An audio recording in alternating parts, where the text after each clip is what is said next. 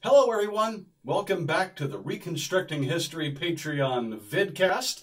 Today we're going to talk about men's shoes. Recently Cass talked about women's shoes and women's hats. We talked about guys' hats, but we didn't talk about what goes on the feet. Today we're going to do that. Just for us guys. Stay tuned.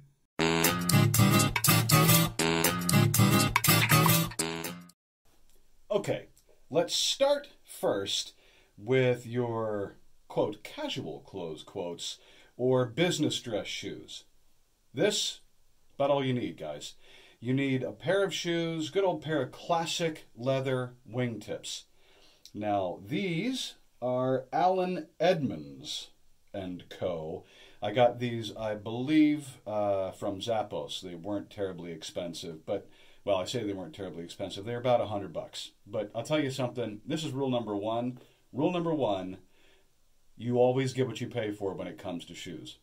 These things are pretty awesome. They're comfortable. I've bashed about in them all over the place. And they're great. I can dance in them. I can go to work in them. I can just walk about town in them and my feet stay comfortable. Now, some of the things to look for is this classic wingtip design.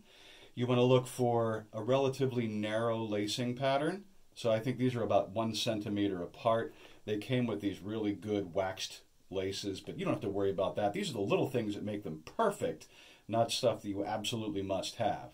What you absolutely must have is a nice wingtip design with the piercings all through it, and that's great. Look for things like this narrow lacing pattern and the leather soles, and you'll be good to go.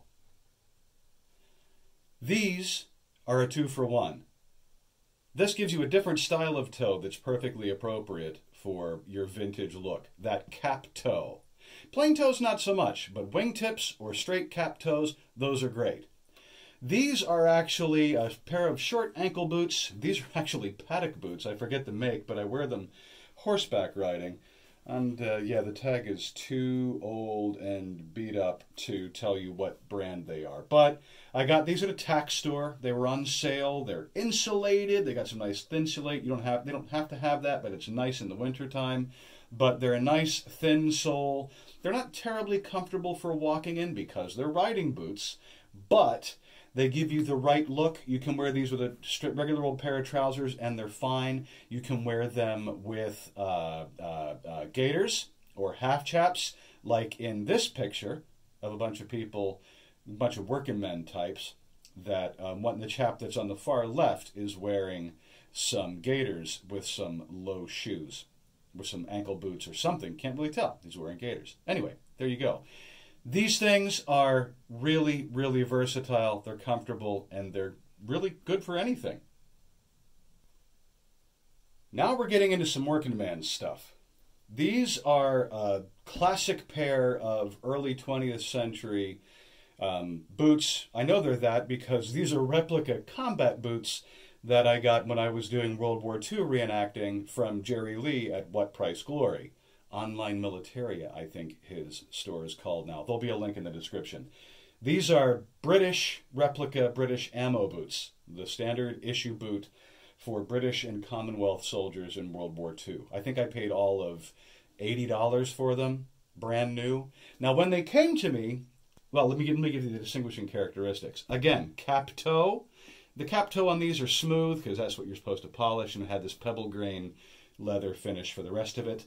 But that's good. You want that in a boot like this. A low boot like this is great for working, hiking, whatever you like. These are made of good, stout, stiff leather, so I wear them all the time for hiking. There's a difference. When they came from Jerry Lee, they came with a smooth leather sole that had hobnails driven into it. Now, most of mine fell out, so I had mine replaced with, ooh, I should have brushed these off. Anyway, I had mine replaced with a Goodyear, or a Vibram Goodyear welt a couple of months ago because most of the hobnails had fallen out, and I wear them for hiking nowadays. You don't need these. You can wear the hobnails if you want to be really, really period.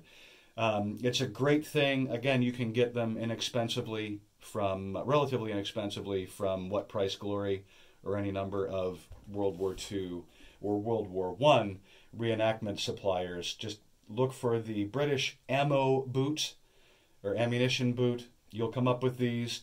Leather laces are always, or what was worn with them, but you don't need to use leather laces. I like the leather laces because it's easy to replace. So yeah, these and a nice can of Kiwi black shoe polish, and you're good to go. Last but certainly not least is a pair of Linemen's Boots. Now these can be pretty spendy these days because not many people are making them anymore. I can't even afford a pair. These are Cass's.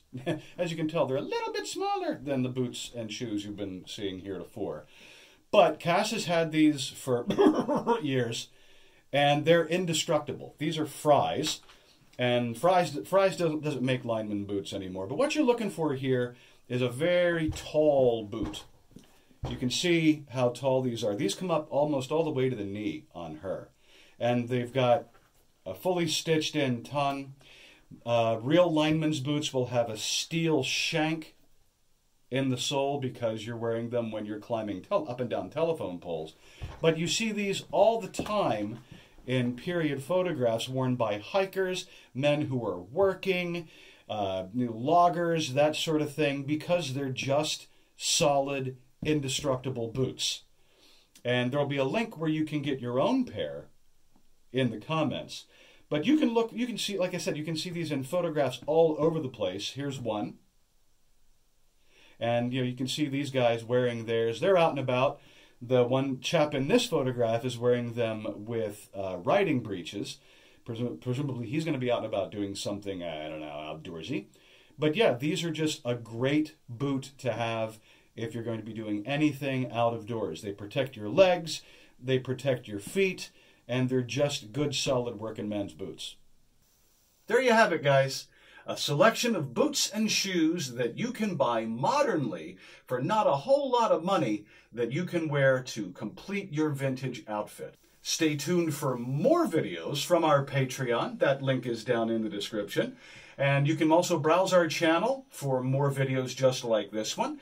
Hit that subscribe button, ring the bell to be notified when we upload new stuff, and you'll be good to go on your vintage journey with us here at Reconstructing History. Thanks. Bye.